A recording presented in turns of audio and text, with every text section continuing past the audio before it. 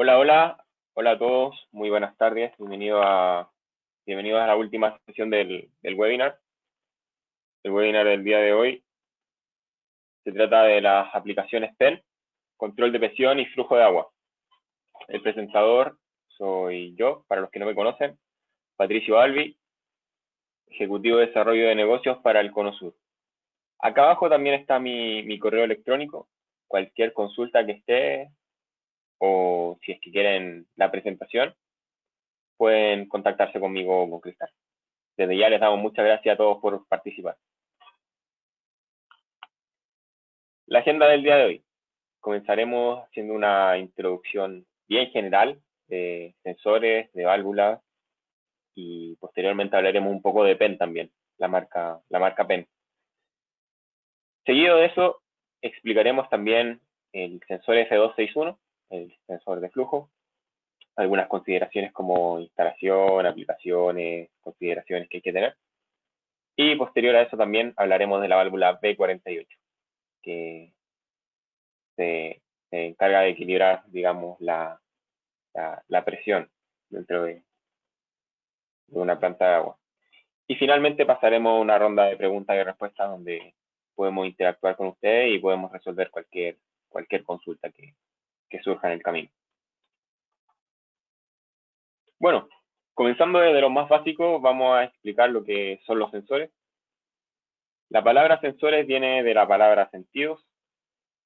Digamos que los sentidos van a comunicar la información a nuestro cerebro. Nuestro cerebro va a tomar decisiones en base a lo que miden nuestros sentidos. Nuestros sentidos van a medir, digamos, y van a comunicar la información a nuestro cerebro. En este caso, si lo comparamos, por ejemplo, con un ser humano, los sensores vendrían a ser como nuestros sentidos y los controladores vienen a ser como nuestro cerebro.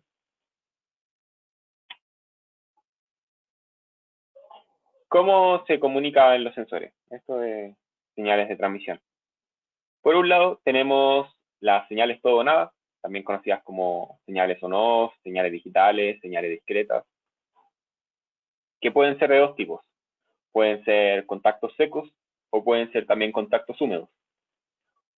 Abajo podemos ver un ejemplo, es un sensor de humo. Tendría que ser un sensor con señal todo o nada, porque me va a detectar si es que hay humo o no hay humo dentro del lugar. No me va a decir específicamente cuánto humo hay, pero va a detectar la presencia, digamos. Y por otro lado, tenemos las señales analógicas. Estas señales, a diferencia de las señales todo o nada, abarcan un rango de valores, un espectro completo de valores. Estas señales se dividen en señales activas y señales pasivas. Un poco más abajo se puede ver también un ejemplo, un sensor de temperatura. El sensor de temperatura no me entrega una señal todo o nada, ya que me va a decir específicamente cuánto es la temperatura que hay en el lugar. Sobre las señales todo o nada, como les decía, existen tanto contactos secos como contactos húmedos. En la imagen de acá se puede ver, digamos, cada tipo de contacto. El contacto seco se caracteriza porque no es un contacto que lleve alguna señal de voltaje. Como pueden ver, es solamente presionar un interruptor. Viene a ser el equivalente de hacer continuidad con un circuito y tiene la ventaja de que es muy seguro. En el caso de que yo, por ejemplo, tenga algún chiller que requiera algún contacto de partir-parar, es más sencillo hacerlo a través de un contacto seco porque yo nunca tengo que, digamos, meter tensión dentro de los contactos del chiller. Por lo tanto, si es que yo me hiciera algo mal o algo así, es muy probable que al chiller no le pase nada. Al contrario, hablamos también de los contactos húmedos o contactos mojados, que son contactos que van a llevar una señal de voltaje. Por ejemplo, yo podría tener una señal húmeda de un sensor que cuando el sensor se activa, me va a activar una salida, pero es de 220 volts. Entonces también hay que tener ojo porque puede ser una señal un poco más riesgosa. Si es que yo tengo un chiller que tiene entrada de contacto seco, yo le conecto una entrada de contacto húmedo, es muy probable que yo queme el contacto del chiller, el contacto de la tarjeta. Como también si yo tengo una señal de 24 volts y la conecto en un contacto seco o varios de esos ejemplos, digamos. Es muy importante acá considerar cuál es el nivel de tensión que tengo y tengo que adaptarme a eso. En cambio, cuando tengo un contacto seco, yo puedo ingresar la tensión que yo quiera dentro del circuito y la puedo, digamos, modificar a gusto, siempre y cuando el sensor o el dispositivo soporte ese nivel de tensión. Ejemplo de señales todo o nada. Por ejemplo, tenemos un switch de presión diferencial. Este switch me sirve para monitorear los filtros sucios a través de la diferencia de presión. O también podría utilizarlo para... O también podría utilizarlo para monitorear flujo de aire en un ducto. En el caso de que, digamos, se presente una diferencia de presión en el ducto, yo podría detectar si es que tengo o no tengo flujo. Por acá también tengo un switch de corriente. Este switch de corriente me va a permitir, digamos, monitorear diferentes fases. Yo paso por acá un conductor eléctrico y en el caso de que ese conductor eléctrico esté consumiendo, digamos, 5 amperes, este switch se va a activar. Si está consumiendo menos de 5 amperes, no se va a activar. Esa corriente es regulable, por lo tanto a mí me va a servir para detectar si es que hay corriente o no en un conductor. Y otro ejemplo es el sensor que vamos a ver hoy en nuestra sesión, que es el flow switch de agua. Este flow switch lo que va a hacer en realidad es monitorear si es que hay flujo de agua en la cañería a través de esta paleta que pueden ver acá. Si el agua mueve esa paleta, se va a activar, digamos, un interruptor. Dentro de las señales proporcionales tenemos las señales proporcionales pasivas. Acá hay una tabla de un termistor de 2,2 kiloohms a 25 grados Celsius o 77 grados Fahrenheit. Este tipo de señales son características de resistores, digamos, de resistencia que indican temperatura. Digamos que estas resistencias van a variar su valor y ese valor va a variar en base a la temperatura que estén midiendo. Si, por ejemplo, yo quisiera comisionar un termistor, yo podría medir sus terminales, los terminales digamos, del cable, los dos cables, y en base a esa resistencia que yo mida, podría determinar su temperatura medida. Estos sensores tienen la gran ventaja de que no requieren normalmente una fuente de alimentación. Entonces yo instalo un termistor y solamente conecto la señal, digamos, es una resistencia variable. En cambio, cuando yo tengo otro tipo de sensor de temperatura, como por ejemplo algún transmisor de temperatura, como puede ser una termocupla, yo tengo que alimentar ese sensor. Por lo tanto, tengo más cableado. Entonces, podría llegar a no ser tan conveniente a nivel de instalación. Y por acá hay algunos ejemplos. Estos, digamos, resistores de temperatura tienen diferentes modelos.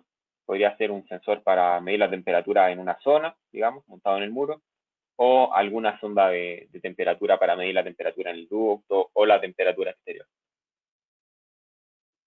Recuerden, señal proporcional pasiva no lleva voltaje. Y señales proporcionales activas. Por acá tenemos la señal de voltaje. Como muchos de ustedes conocen las señales de 0 a 10 volts, la señal proporcional, digamos, estándar en HV, que es de 0 a 10 volts. Y estas señales me van a indicar un rango de valores, donde yo voy a medir, por ejemplo, el voltaje, y ese voltaje va a tener una respuesta lineal con los valores medidos.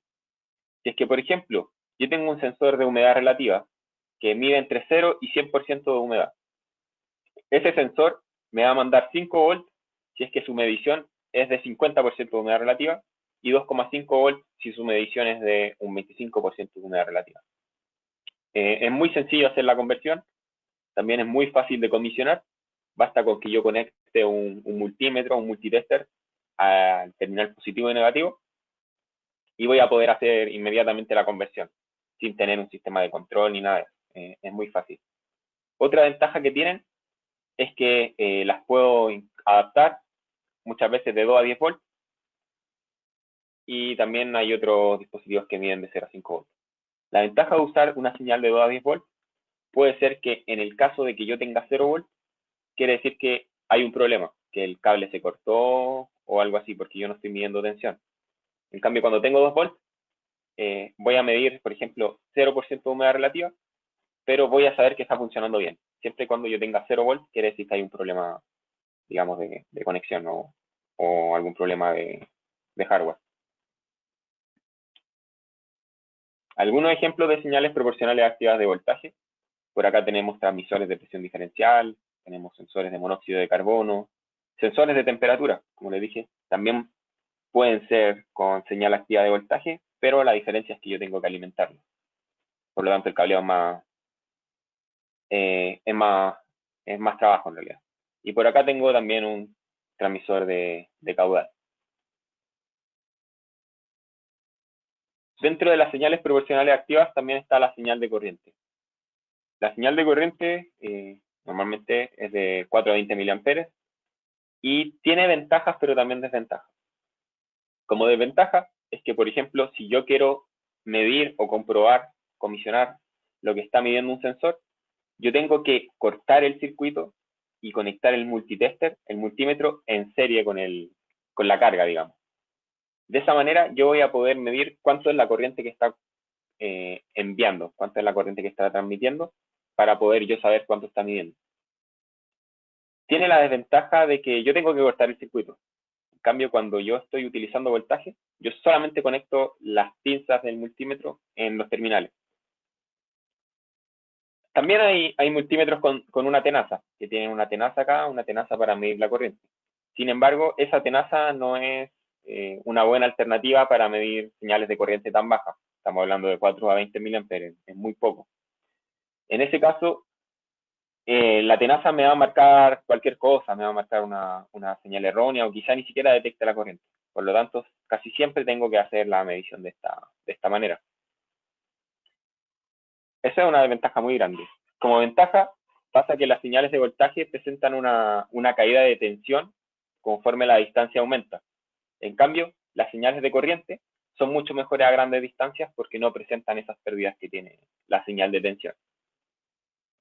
Al igual que la señal de voltaje, si es que yo tengo una señal de 4 a 20 miliamperes y hago la medición y estoy midiendo 0 miliamperes, significa que el cable está cortado. Porque 4 miliamperes es el mínimo, desde ahí comienza la señal. Entonces 0 siempre va a ser un problema. Ejemplos, prácticamente los mismos. Cuando yo hago la selección de un sensor, yo tengo que definir cuál es el tipo de señal que yo voy a utilizar. Como les decía, puede ser en base a la distancia o a la facilidad de comisionamiento. Lo estándar es que se utilice la señal de tensión, pero también puede utilizarse la de corriente. La de corriente también es muy utilizada en ambientes industriales, a diferencia de la de tensión, aunque también se utiliza. Las válvulas de control. Bueno, las válvulas, ¿para qué las utilizamos en HVAC? Para permitir o interrumpir el paso del caudal de agua o vapor dentro de un circuito. Y no solamente nos vamos a referir como permitir o interrumpir, sino también a dosificar. En el caso de que yo esté utilizando una válvula proporcional, yo puedo elegir cuál es la cantidad de caudal que quiero que pase a través de esta compuerta. Las válvulas pueden ser tanto para agua fría como para agua caliente. En este caso, yo siempre tengo que considerar y referirme a la hoja técnica del producto para ver cuáles son las temperaturas de agua que la válvula puede aguantar. Bueno, un poco de nuestra marca PEN. Para los que no la conocen, PEN es una marca de Johnson Controls. Es una marca que ya tiene 100 años dentro del mercado. Johnson Controls la tiene hace aproximadamente 60 años. Y esta marca es muy, muy enfocada en lo que es la refrigeración industrial, pero también tiene algunos productos que nos podrían servir mucho en el mundo del HVAC y para la automatización de edificios. Por acá tenemos algunos controles para, digamos, controlar el espacio refrigerado o para controlar temperatura. La marca PEN posee algunos termostatos, digamos, bastante sencillos, que pueden ser incluso 100% mecánicos, entre otros controles. También hay controles que ya incluyen, digamos, los ciclos de deshielo y funcionamiento del compresor para yo poder hacer mi sistema de refrigeración de manera sencilla. También hay otros controladores que son programables que me van a servir para crear aplicaciones un poco más personalizadas, como puede ser el control de un ventilador en base al monóxido de carbono, control de una válvula de bypass de los chillers en base a la presión de la línea, entre otras cosas. Principalmente lazos de control simples. Por acá también la marca Penn dispone de una serie de productos dedicados a los condensadores, como podrían ser controladores de velocidad de los ventiladores, variadores de frecuencia para los ventiladores de condensación, entre otros dispositivos. Por acá, dentro de la línea de controles de presión, se encuentran toda la serie de presostatos, simples, duales, medidores de presión estática, entre otros. Principalmente son para proteger al compresor, o podrían ser también para medir la presión dentro de la línea. Y finalmente, entre otros dispositivos, digamos que hay mucho más de lo que ustedes pueden ver acá, también tenemos los controles de presión de aceite lubricante. Estos controladores, digamos que van a estar conectados al compresor y me van a medir la cantidad de aceite que tiene el circuito para ver si están los niveles adecuados o para, digamos, generar alguna alarma y detener el circuito en caso de que no lo esté. Estos controles principalmente son para proteger mi circuito de refrigeración. Algunas de las aplicaciones de los productos Penn, por acá tenemos calderas, albercas, torres de enfriamiento, chiles, manejadoras de aire. En general, tenemos toda la gama de HVAC. Y por acá abajo también tenemos algunas aplicaciones que ya pueden ser parte del mundo de la refrigeración propiamente tal, como refrigeradores de supermercado o cámaras frías.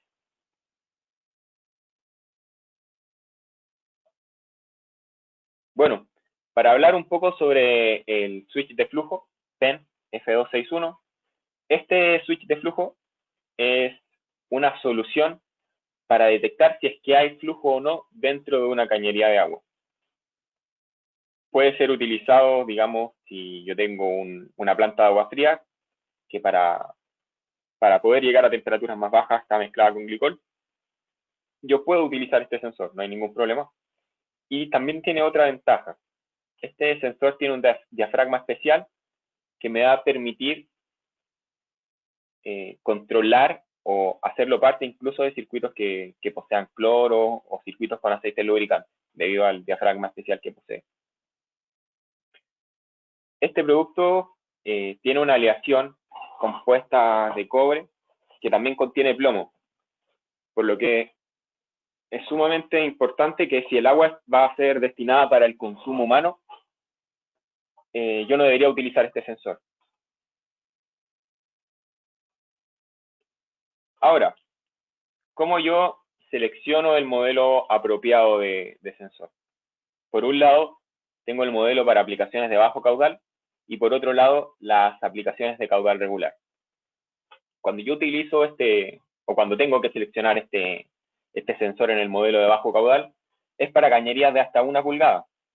Posee diferentes modelos también, entre los cuales hay uno que tiene protección IP43 u otro que tiene protección IP67, que es mucho mejor, digamos, para exterior o ambientes complejos donde hay más polvo y puede, digamos, filtrar agua también en algún lugar o lluvia y cosas así.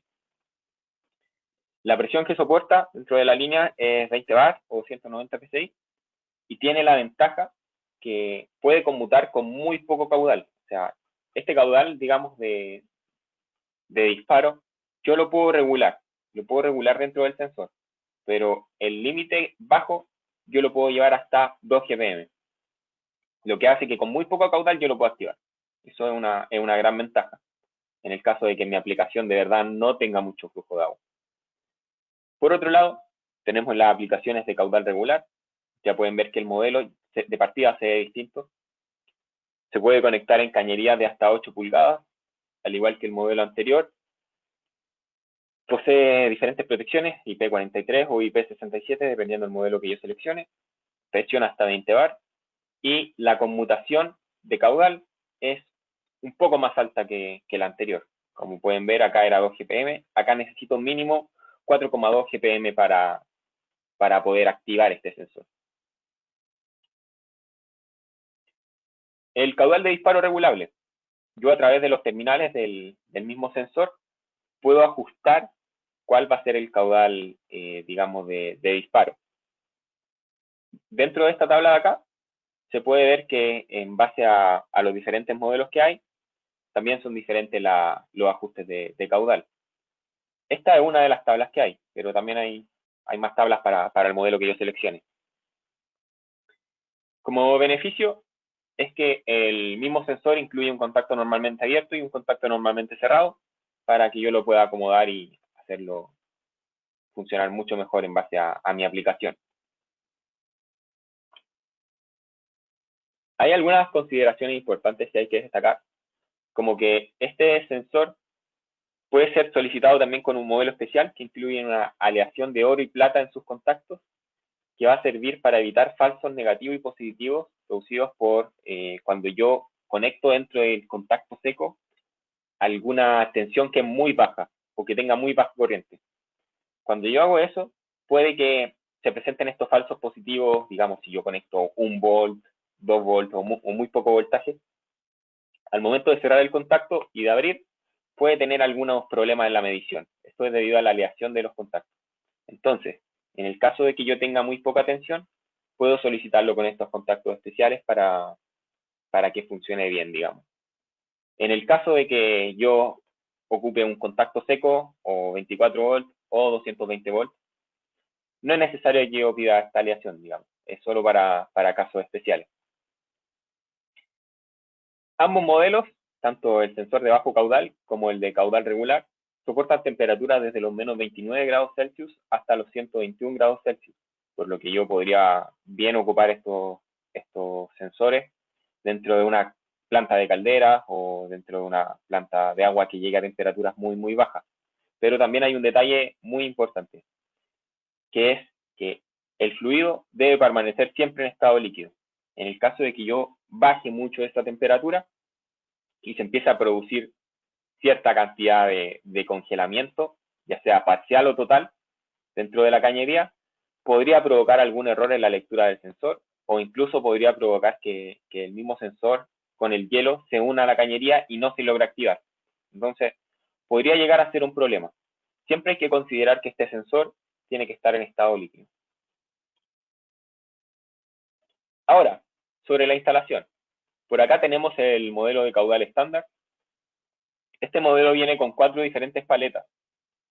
Yo, digamos, saco el tornillo que tiene el terminal, digamos, la rosca, y puedo sacar estas 4 paletas, y lo ideal es que yo corte esta paleta y la deje de la medida que es la cañería. Importante también que hay que dejar un espacio de 5 milímetros desde la paleta hasta la cañería, para que no haya roce, digamos, ya que el mismo roce podría provocar que la paleta no logre moverse, por lo tanto no me estaría funcionando bien ni me estaría detectando el flujo como debería. Bueno, también acá hay unas tablas que muestran qué paleta tengo que seleccionar en base a la cañería que tengo. Por aquí también se puede ver dónde va el corte en el caso de que yo tenga que cortar la paleta. La paleta solamente hay que cortarla cuando no se acomoda de la manera correcta a la cañería que ya tengo. Y bueno, la instalación en la cañería a través de un adaptador se enrosca a través de la rosca que ya trae el sensor, que es de media pulgada. El modelo de bajo caudal es mucho más sencillo. Este modelo yo no tengo que cortar nada, solamente tengo que instalarlo dentro de la cañería. Estos sensores vienen en 2 diferentes tamaños, digamos, de la rosca, de media y de 3/4 de pulgada. Por acá también se puede ver, tanto en este sensor como en el de caudal estándar, que tiene la entrada para el tubo conduit. Es muy importante también esta entrada porque con esta entrada yo puedo conectar bien el conduit de manera que quede completamente aislada la válvula y siga manteniendo su certificación.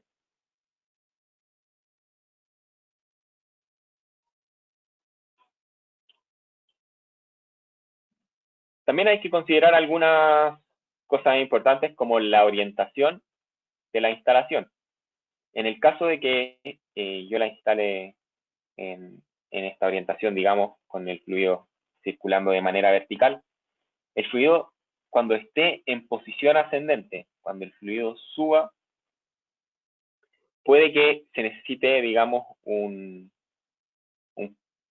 haya alguna pequeña diferencia en la regulación debido a que se tiene que compensar la gravedad con la subida del agua, digamos. En este caso, el sensor no se va a disparar exactamente en el caudal que yo configuré, pero yo podría configurar el caudal un poco más bajo para compensar esa diferencia que se produce por la gravedad. Y por acá abajo tenemos el mismo switch de flujo. Es importante destacar que esto es para los dos modelos. Tenemos el mismo switch de flujo, pero ahora el fluido va con, digamos, una dirección descendente.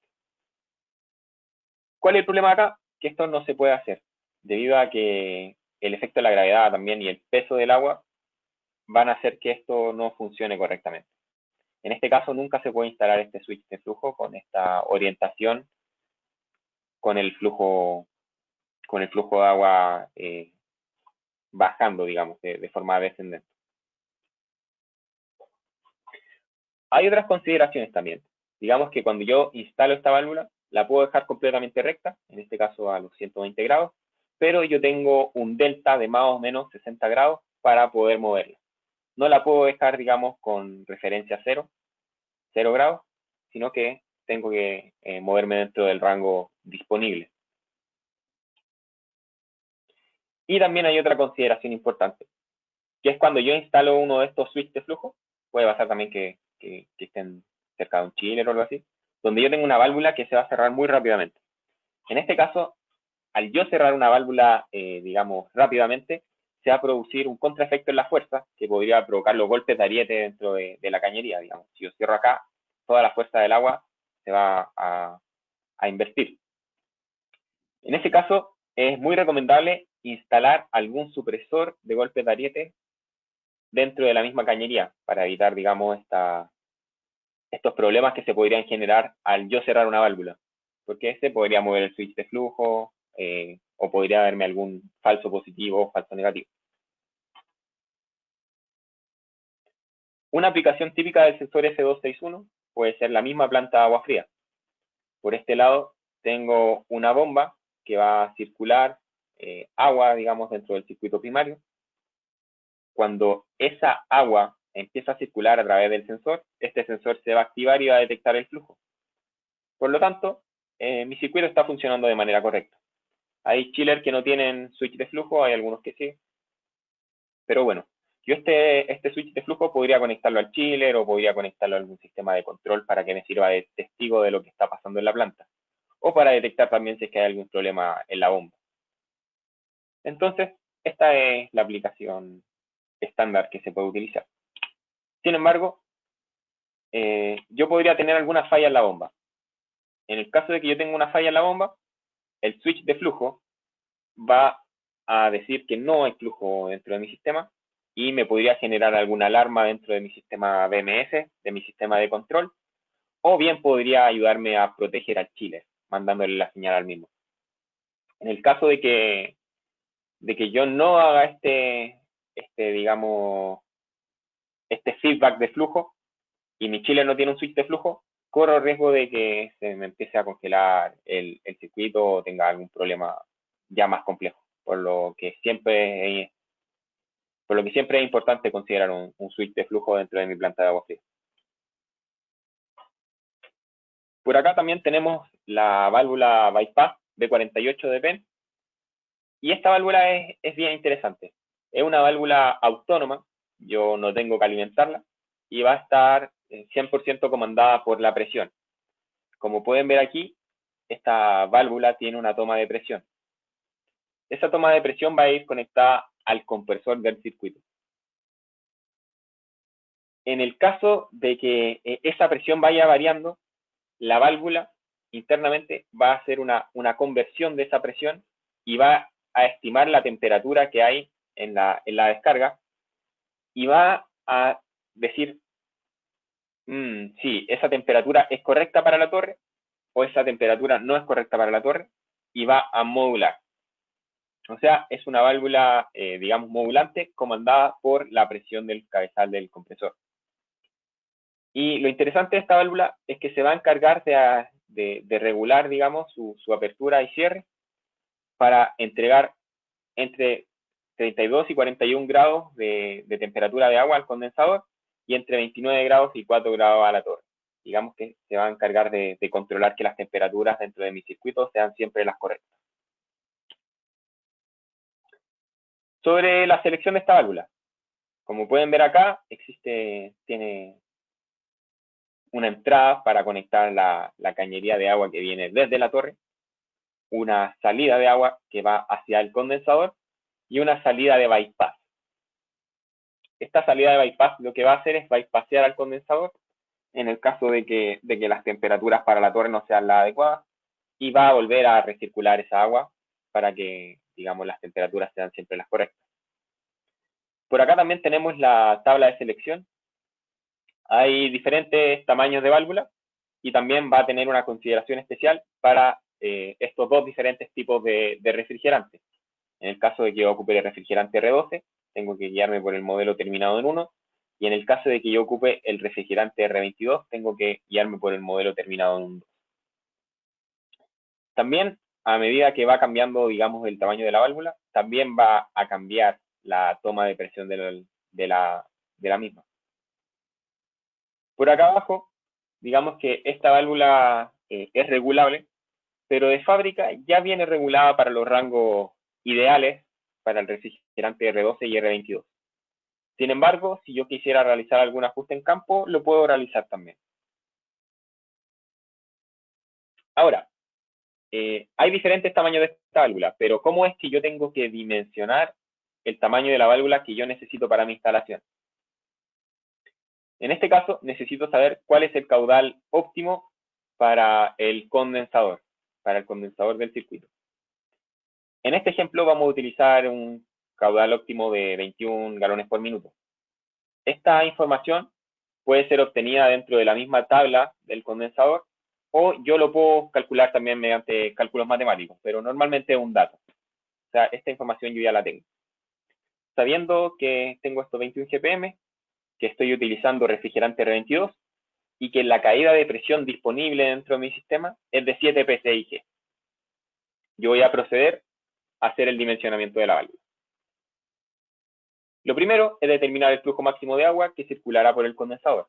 Como dato dijimos que era 21 galones por minuto. Entonces se traza una línea horizontal dentro de esta tabla. Esta tabla se encuentra dentro del manual de la misma válvula. Es pública, digamos.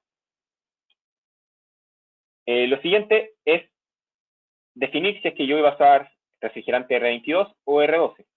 En este caso era R22, por lo que yo tengo que guiarme por la escala que está ubicada a la derecha. Ahora, ¿qué valor tengo que seleccionar? Bueno, Johnson me recomienda y me dice, si es que tú estás utilizando refrigerante R12, guíate por 30 psi. Si es que estás utilizando refrigerante R22, guíate por 45 psi. Ok, perfecto. Acá están los 45 psi y el siguiente paso va a ser trazar una línea horizontal nuevamente. Ahora, yo también tengo mi caída de presión disponible en la válvula. Habíamos dicho que en este caso era 7 psi, por lo que mi línea recta se intercepta acá. Y posterior a eso, yo tengo que trazar la línea vertical que se una con mi línea horizontal que había trazado anteriormente. En este caso, yo no vi exactamente en el punto de la válvula de 1 pulgada o la válvula de 3/4 de pulgada. Lo que me dice el fabricante, en este caso Johnson, es que tengo que guiarme hacia el tamaño siguiente. Por lo tanto, yo debería utilizar una válvula de 1 pulgada. También puede ser que yo, digamos, quede justo en el tamaño de otra válvula. Podría quedar justo en el tamaño de 3/4. En ese caso debería usar la de 3/4. Si es que yo no quedo justo dentro de la misma curva, tengo que usar la línea superior.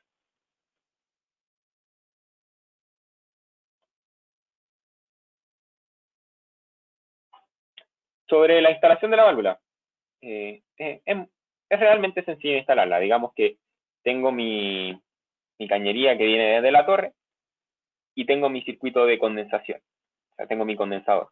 En este caso, la válvula la tengo que instalar antes del condensador con un terminal de bypass y con el otro terminal dirigiéndome al condensador.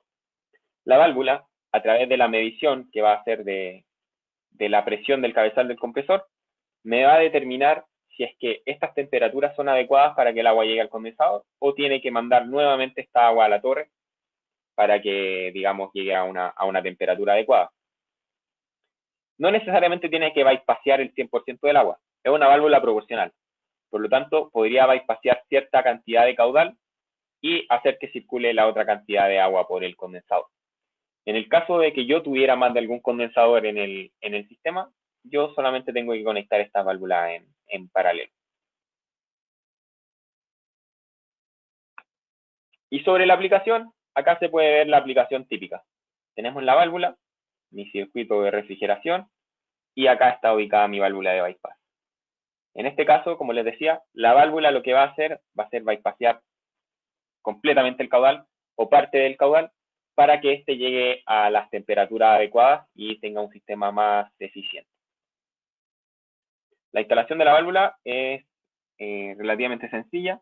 Yo tengo que instalarla dentro del sistema, tengo que tener los compresores, dejar funcionando la torre de enfriamiento.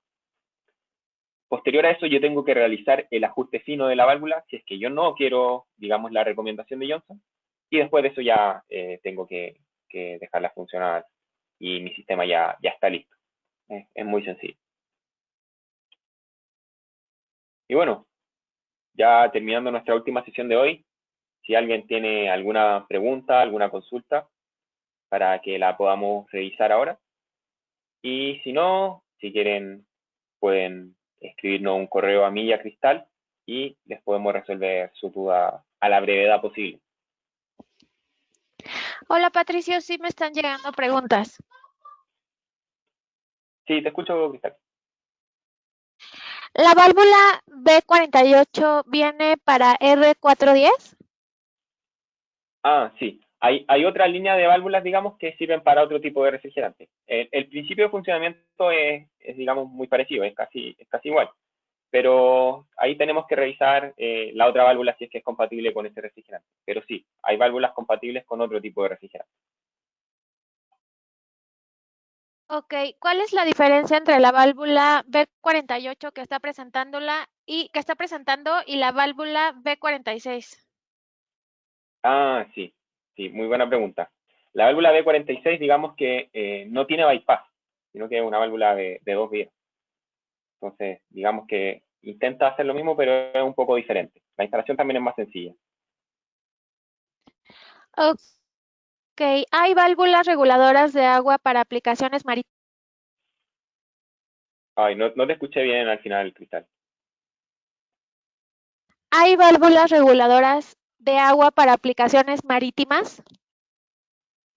Sí, digamos que tenemos válvulas de diferente tipo. Johnson ya tiene estas válvulas de Payne que son más sencillas para aplicaciones específicas, pero también tenemos válvulas de grado industrial y válvulas, digamos, de grado estándar HVAC. Podríamos revisar específicamente ese requerimiento de la válvula marítima y, y podemos revisar si corresponden con lo que están buscando. Ok. Eh, ¿Hay válvulas para refrigerantes actuales como 410A? Sí, como les decía, hay válvulas que ya son compatibles con otro tipo de refrigerante. Ok. ¿Los microswitch del sensor de flujo de líquidos se pueden cambiar o es necesario el cambio completo del sensor de flujo? Sí, en ese caso es necesario cambiar completamente el sensor de flujo, pero digamos que ese sensor se caracteriza porque tiene un coste muy bajo, entonces no es, digamos, una gran inversión que hay que realizar. Ok. Si en el catálogo de PEN hay una tabla de válvulas para aplicación marítima, ¿viene con otro grado de protección para evitar corrosión? Sí, habría que revisar ese requerimiento en particular. Hay que revisarlo, a ver si se acomoda a la necesidad. Ok, perfecto, son todas las preguntas. Entonces, para estas válvulas marítimas, a ver, me están llegando más, dame un segundo. Me dice la misma persona de las válvulas marítimas que las paletas del switch F261. Ah, sí, dependiendo del líquido. Si son aplicaciones muy corrosivas, la verdad es que yo no recomendaría este switch de flujo. Es para aplicaciones más ligadas al HVAC, que ya son más sencillas. Cuando son líquidos Oh, corrosivos o peligrosos, podríamos llegar a tener algunos inconvenientes. ok, ¿cuál es el tiempo de vida de los sensores de flujo? Los sensores de flujo, así, si mal no recuerdo, tienen 100.000 ciclos de vida útil, 100.000 activaciones.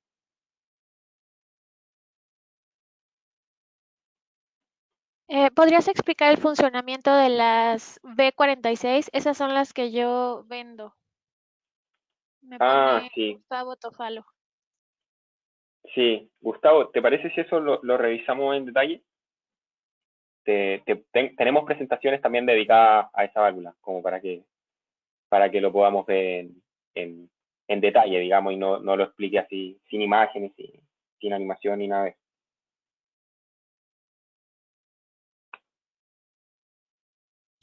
Sí, dice Gustavo que sí, que con gusto podrían revisarlo ustedes, que sí podrías enviarle, por favor, supongo que se refiere a la presentación. Sí, no hay problema, no hay problema.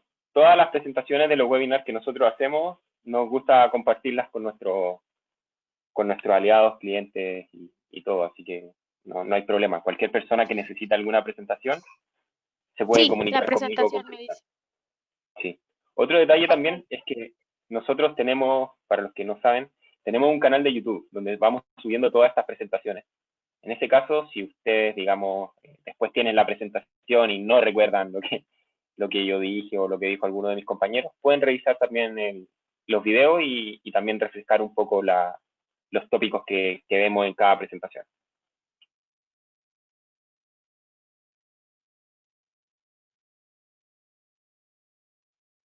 ok, hay otra pregunta. Los flow switch tienen recomendaciones de instalación de 5 diámetros antes y 5 después de singularidades, pone, en las lines. ¿Qué pasa si por condiciones de terreno no se pueden respetar esas distancias? Sí, tienen algunas consideraciones de distancia, como por ejemplo cuando están cerca de los codos en las cañerías. Si es que no se pueden respetar, la verdad es que hay un problema de proyecto. Y eso es un problema serio, digamos. Si es que el proyectista hizo, digamos, este proyecto y puso, digamos, el flow switch pasado de un codo, hay un problema. Y en ese caso es muy importante también que en el diseño de proyectos se seleccionen, digamos, las condiciones adecuadas para instalar estos productos. En ese caso hay un problema y lamentablemente no se puede solucionar, digamos, eh, de una manera sencilla, sino que hay que ver el proyecto, digamos. Ok, hay otra pregunta. Si las paletas se pueden intercambiar del switch de flujo y si incluye las paletas. Sí, los switches de flujo vienen con las paletas y yo puedo intercambiar las 4 paletas que vienen y en el caso hipotético de que no se tenga algún problema, yo puedo ordenar también las paletas por separado. Entonces tengo, digamos, el repuesto.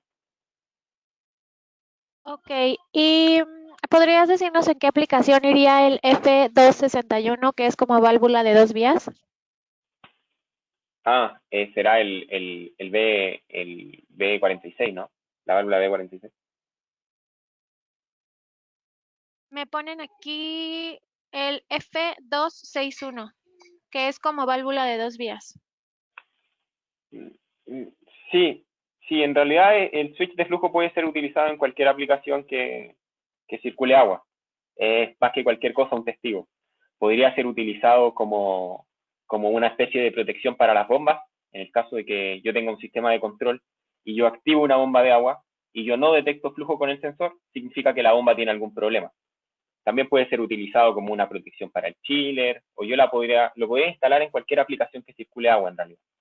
Es, digamos, un double check, una verificación de que hay flujo en cierto lugar, entonces yo puedo estar tranquilo porque mi sistema va a estar funcionando de la forma correcta. Ok, tenemos más preguntas.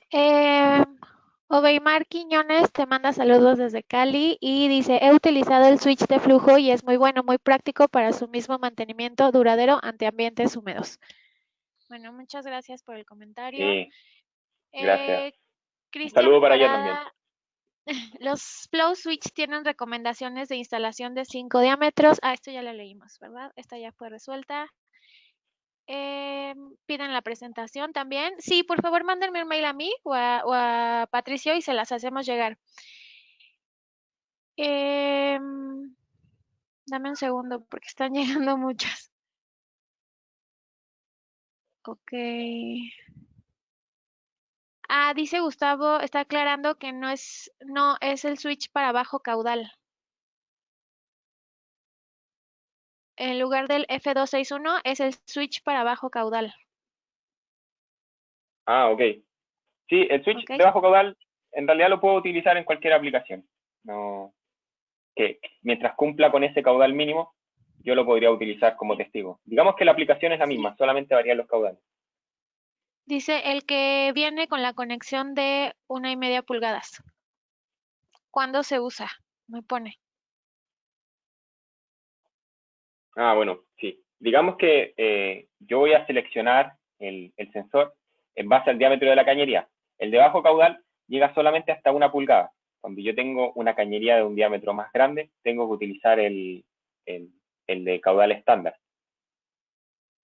Netamente va a depender del tamaño de la cañería y el caudal que yo tenga en el sistema, pero digamos la aplicación y el uso es completamente igual.